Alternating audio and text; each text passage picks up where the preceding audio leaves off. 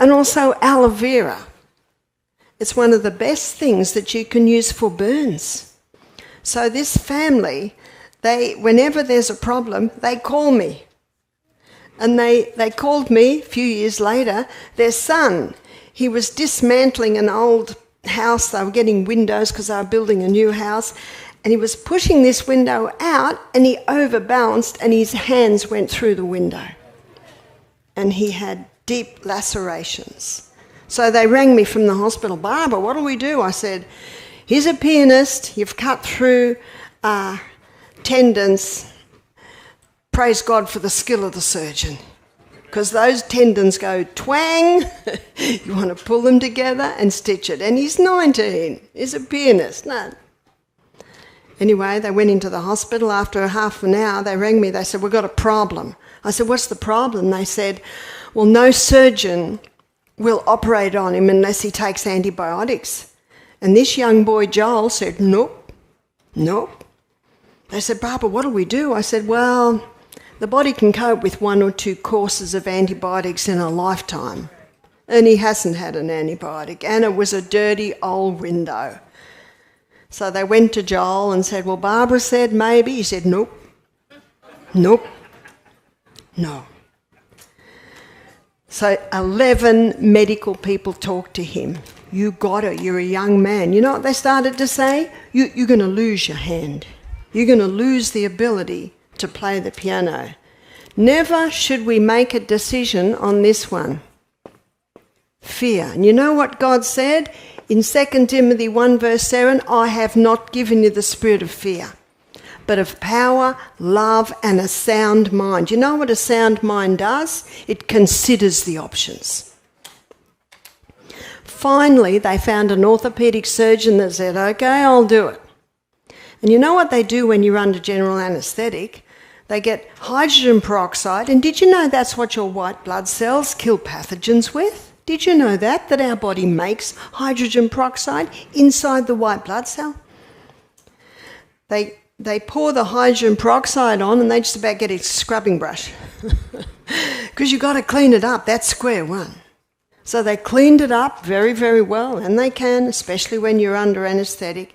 And often they'll put iodine on it. And iodine, of course, is another natural one. Isn't it interesting that some of these natural basics they're still using because they work? And they stitch his tendons together, stitched him up, and then they bound him up. And then they sent him back home, because he's about 5 hours from Sydney, for 48 hours, not to touch it for 48 hours. You know why they do that? And you know why I said don't change it?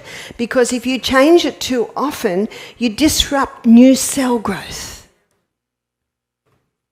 And so the time came, 48 hours, and they undid the dressings. No swelling, no redness, no infection at all. See, often they give it just in case. And his mother was blending up all the wild greens in the garden. Let me show you why. This is human blood, and human blood is very similar to plant blood. There's the molecular structure of human blood. Here's the molecular structure of plant blood. Looks pretty similar, doesn't it? So human blood, the middle molecule is iron. The only difference with plant blood is the middle molecule is magnesium. So one of the best blood cleansers you can use is green juice called chlorophyll, or just blend up the wild greens in the garden. Barley greens, super greens, wheatgrass shots, all of that. It's one of the best blood and tissue cleansers. And poor Joel, it was almost coming out of his ears. His mother's giving him all of these green drinks and certainly giving him peak nutrition, because those greens, they clean up the blood. He healed, and he healed beautifully. And you know what was beautiful about this story is these doctors and their nurses got a testimony of a young man that said, no, I live in a body with an inbuilt ability to heal itself.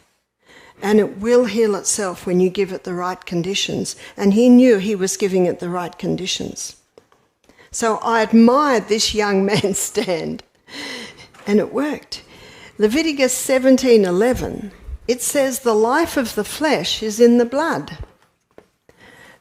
And when you think about it, and when you understand what is in the blood, that's all we need for healing. The blood contains red blood cells and white blood cells. They're our internal army. So the red blood cells, they're the carriers of oxygen. Oxygen, the most vital element needed for life. Water. We need water to rinse, to cleanse, to hydrate the whole body, every cell.